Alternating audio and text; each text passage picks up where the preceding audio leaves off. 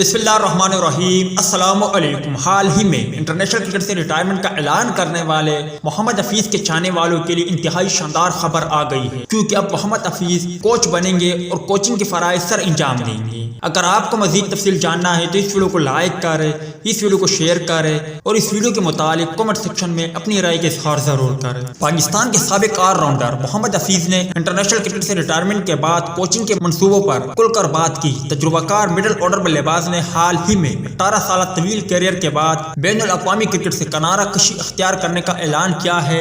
अपनी retirement press conference के दौरान मोहम्मद हफीज से पूछा गया कि क्या वो क्रिकेट से मुकम्मल तौर पर रिटायर होने के बाद कोच बनने के अज़ाइम रखते हैं। मोहम्मद हफीज ने जवाब दिया कि उन्होंने फिलहाल इस पर ज्यादा गौर नहीं किया, क्योंकि वो तमाम तर्ज की क्रिकेट से रिटायर नहीं हुए हैं। मोहम्मद हफीज ने कहा कि वो पूरी दुनिया की फ्रेंचाइज T20 लीग में हिस्सा लेंगे और उस वक्त तक खेलते रहेंगे जब तक उन्हें यकीन होगा कि वो फिट है और अपने मामूल के मुताबिक कारकर्दगी दिखाने के काबिल है। मोहम्मद हफीज ने मजीद कहा कि एक बार जब वो तमाम तर्ज की क्रिकेट से रिटायर हो जाएंगे तो वो अपनी कोचिंग सर्टिफिकेट मुकम्मल करने के बारे में जरूर सोचेंगे, लेकिन फिलहाल उनका ऐसा करने का कोई इरादा नहीं है। तजुर्बाकार all rounder Pakistan super league PSL के 7वें एडिशन में एक्शन में नजर आएंगे। उन्होंने कहा कि कोचिंग खेल के मुकाबले में एक बिल्कुल मुख्तलिफ खेल है और कोई भी उस वक्त तक कामयाब कोच नहीं बन सकता जब तक कि उसने खेल का बहुत गहराई से मुताला ना किया हो और मतलूबा कोचिंग सर्टिफिकेट हासिल ना किया हो।